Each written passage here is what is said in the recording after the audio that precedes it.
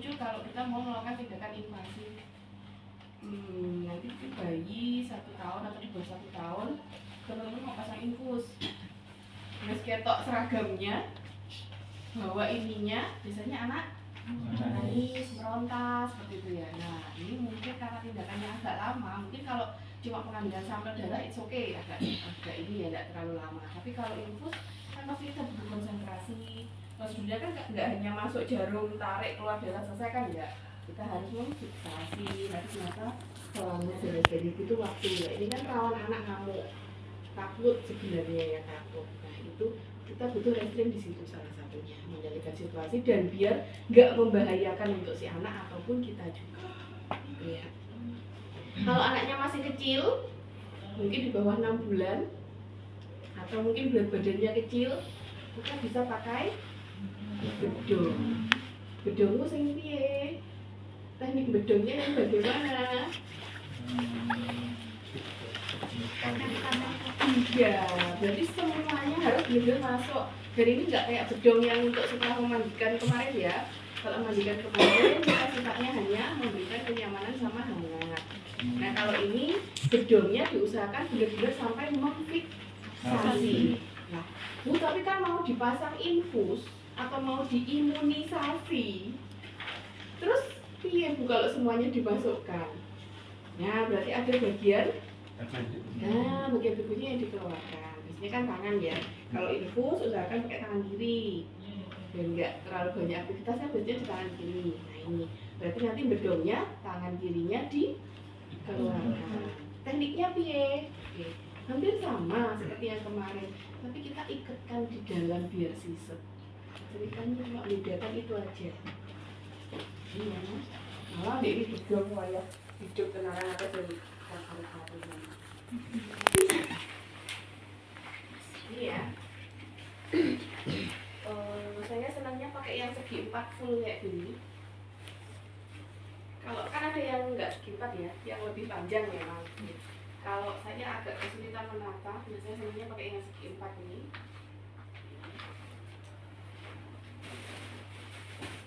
Saya nanti harus mengeluarkan tangan kiri ya, karena saya mau pasang infus. Oke, kalau kesulitannya nih Ibu, saya dibantu. Di sini langsung disiseti ya. Maka sifatnya hangat aja toh. Nah ini langsung disiseti, langsung masukkan ke dalam sini. Jadi sak kakinya sudah, iya, nah nggak bisa gerak. Karena anak biasanya tangan nggak bisa gerak, kaki yang dipakai untuk nendang, oke ya. Ini anak-anak ya. Nah ini kita keluarkan. Jadi di dalam langsung disimpul, di dalam langsung diselep neneng sore bokongnya. Nah ini sebisa mungkin banyak ininya, banyak sisamu di area kaki. Talinya biar roso di kaki. Jadi yang kita ikat tali, yang kita ikat tali itu adalah kaki, bagian kaki. Di sini diusahakan sisanya agak banyak. Di sini ya.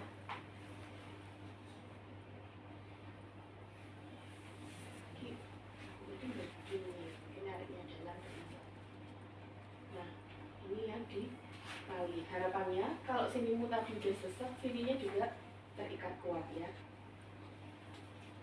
Oke. Disempit ini boleh roso ya.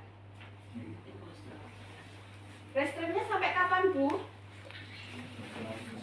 Oke. Sampai infusnya selesai sini. Bisa 1 ya. Silakan lakukan tindakan. Tapi kebanyakan orang tua teko nggak sih suruh menggani anak kalau kita tindakan invasif? Daripada dari teman-teman repot, ya bukan repotnya sih ya.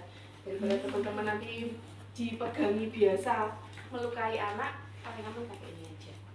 Ini insya Allah sampai 1 tahun bisa. Kalau anaknya sudah lebih gede, nah ini kita pakainya jari.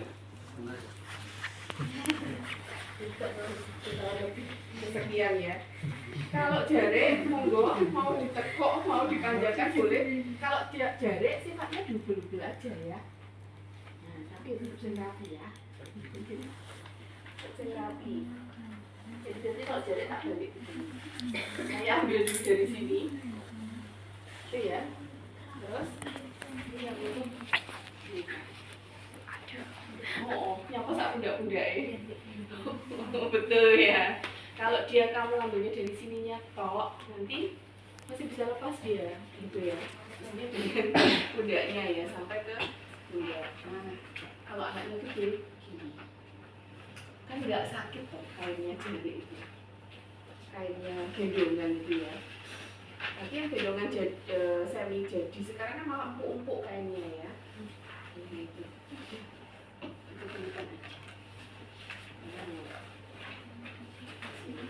Proses masih ngerestrainnya diamuk, tapi nanti lama-lama diberikan tuh dia kan capeknya di sini. Nah ini kalau yang anak gede, nggak usah ditarik nggak apa-apa, karena kan kalau inimu sudah begini ya sudah.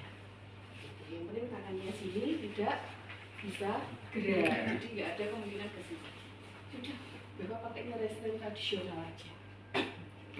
Jadi pakai alat-alat ini lebih banyak melukai anaknya ketimbang fungsi yang kita inginkan, daripada tujuan yang kita mau. Tujuannya kita kan biar aman, aku pasang infus biar enak. Tapi kenyataannya kalau kita pakai restrain alat-alat seperti ini yang ada anak tambah takut gitu ya, tambah gerung-gerung nanti.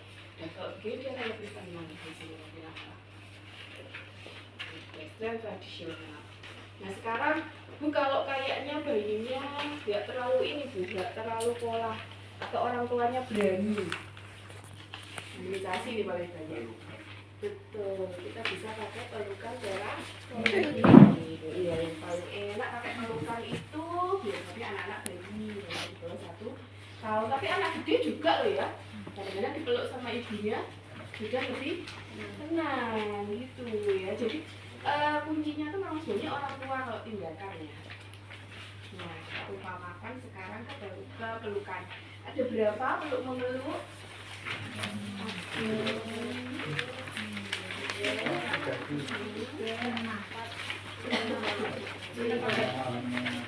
Kita pakai, coba kita klik pelukan.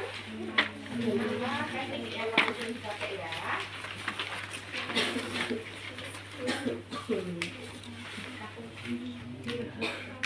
Pertama, paling umum.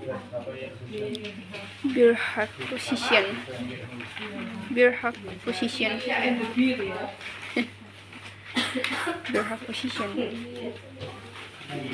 Ada endebir si kecil dipeluk yang besar. Nah, yang besar memanfaatkan luas tubuhnya untuk memberikan kenyamanan sekaligus mengendalikan ya. Iya. Iklan.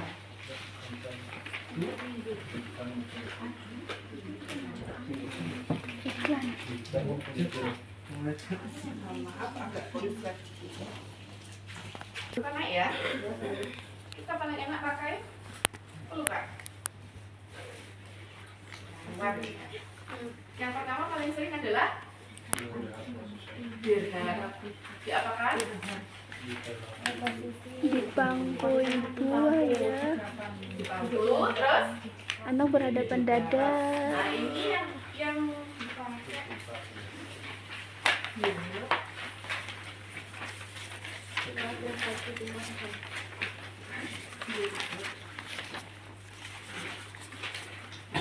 Balik ya masukannya ya.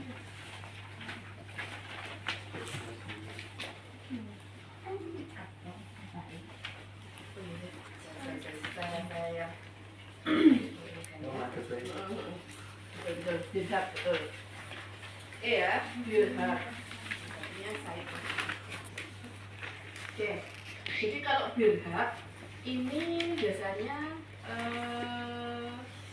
anaknya tenang, dia tidak takut melihat orang lain, maksudnya petugasnya datang, dia tidak kelihatan nangis.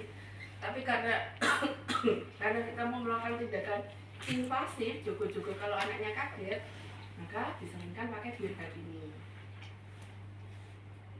Kan biasanya kebanyakan tangan ya, yang mau dilakukan entah pengambilan sampel darah, entah imunisasi. Nah, itu enggak sama dikeluarkan, tapi bagian perut ininya biasanya kita pegangi. kalau enggak perut aja enggak apa-apa. Ini sampai ke diafragma. Udah nyaman dia, kayak di bangku di senden orang tuanya biasa. Udah gendong. Kalau anaknya takut, nah ini ya temennya Fiona. Kalau anaknya kelihatannya